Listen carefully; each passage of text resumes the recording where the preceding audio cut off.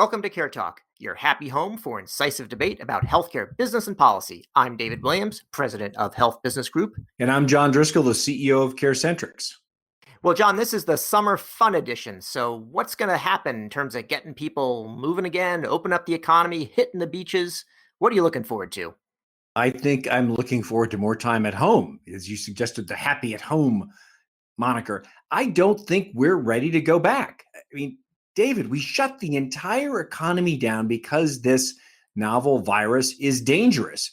That danger hasn't gone down. We've just mitigated it, flattened the curve. But that curve is still relentlessly moving across the country, everywhere outside of the New York metro area. Post 9/11, we only shut down the airlines for 3 days. It took 3 years for the volumes to come back. Not because alternatives weren't available, it's because people were scared. And I think they're going to be scared. And I don't think society's set up. Why do you think it's going to be so safe to go out into the beach and to camps? I've got one kid who goes to sleepaway camp and one who works at a day camp. Now, they're saying the day camps are going to open and the sleepaway camps are not sure about. They may have that reversed. Day camp, you're coming and going, and you may bring the virus home with you or back to camp every day. Sleepaway camp is more of a bubble, and yet it's very difficult to decide, what's the right approach. Even I want my sons to go, even though they've been, missing their friends, been cooped up inside for the whole spring. And to your point, John, we have this dashboard in Massachusetts that talks about readiness. There's 6 items on it. Only 2 are green. I would argue they're not even as that green. They're related to testing, which we'll talk about in a minute. 4 are yellow. But people just want to, get outside. We're going to have to see what happens and how we can live with things. Let's talk about testing, John. That's on my mind. And one reason it's on my mind is I always keep up with your exciting LinkedIn posts. And I noticed a new thing came across, a new job that I guess you're taking on a second job, and it's working for Testing for America. I'm glad it's for America and not against America. What the heck? What is that? Well, we are a group of business leaders, scientists, and entrepreneurs who believe that the conversation around testing, which is we absolutely have to protect society, is fundamentally screwed up. We have a national capacity of about 250,000 tests per day maximum. We rarely hit that. We had 149 million people employed before we shut down the economy. We have 20 to 40 million essential workers. We need 2 to 5 million tests per day. And you've got the head of the U.S. Public Health Service and others saying that anyone who wants a test can get it. That's just simply not true. 3 things. We've got to change the conversation about the availability of tests and change the expectation that we absolutely need an order of magnitude more tests. And that's true. Rockefeller Foundation says that. Harvard says that. 2, we want to make sure that there is an argument and dollars to catalyze new science, because without new science, I don't think we can have an order of magnitude increase in the ability to do molecular tests, those tests that tell you whether you've got the disease.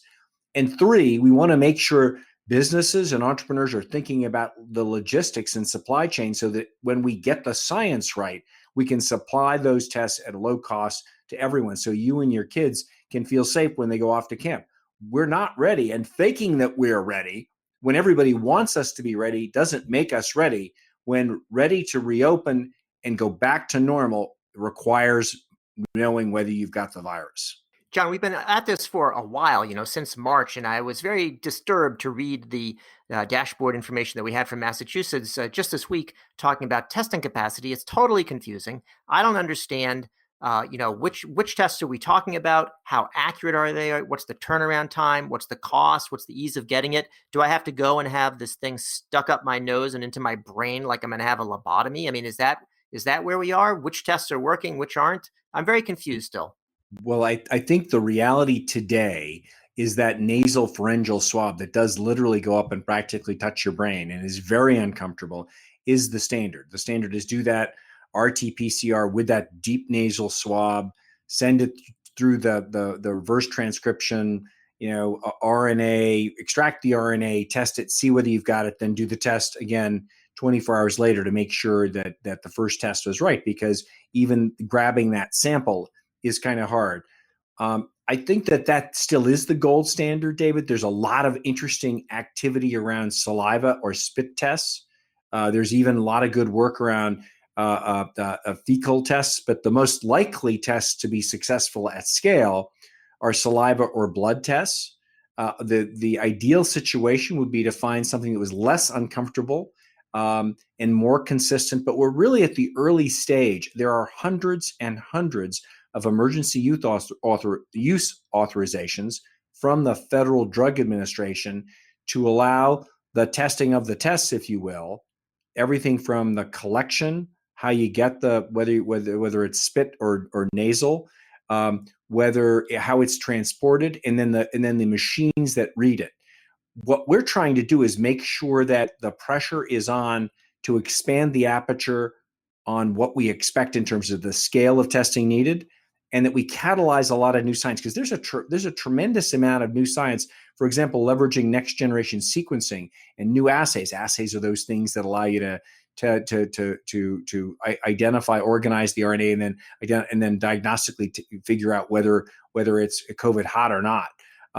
And I don't think you're going to have a clear path across all of the different methodologies for a little bit, because you've got hundreds of things being engineered at the same time.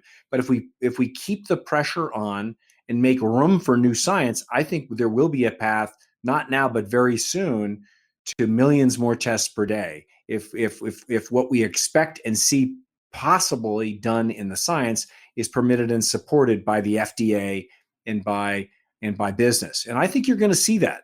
But it is confusing right now, and so you're still stuck with the nasal swab today. Well, John, I think that everyone's looking forward to getting back to baseball, and I think if we tell people that the spit test is available, I could see some natural, public service announcements from those folks. As long as it's mixed, it's okay if the test can read it. I think they're going to pick up a lot of false or a lot of positives for tobacco juice and maybe bubble gum. So that sounds reasonable. John, I'm very disturbed, looking at the deaths, and you see tremendous amount from nursing homes, and it seems like the perfect storm or the most evil storm. You've got older people, they're close together, they can't social distance very easily, they may be cognitively impaired, that makes it even harder. You've got younger folks that are coming in, some of the least protected, lowest wage folks. They may be going to multiple nursing homes if they've got a lot of part-time jobs. These homes aren't that well run. And not only that, some states sent the COVID patients there post-discharge. I mean, why would anybody ever go to a nursing home again? Well, David, as you know, at CareCentrix, we really believe that you can do a lot more care and healing at home. So we're on the bandwagon of shifting more care out of hospitals and nursing homes and allowing people who are clinically capable of it healing at home. But don't be too quick to shut down nursing homes. Nursing homes have a role in America. The problem is the rules have to be enforced. And a lot of these homes where a lot of people died, they had violations, and they weren't either shut down, and the owners weren't held accountable, whether those are private equity folks or independently owned. I mean, it is a travesty and a tragedy that we don't enforce the rules for nursing homes. There's a role for nursing homes. We should pay them enough to take care of our vulnerable elderly people, and then make them safe enough for them to get care there. The biggest problem is sending really sick people into a broken system, and those sick people happen to be frail elderly people who are the highest most likely target of this nasty virus. But how about we enforce the rules, not just shut them down? And how about we pay and honor our frail elderly by paying fair rates to nursing homes, and then shutting down the bad guys? That's what we should be doing.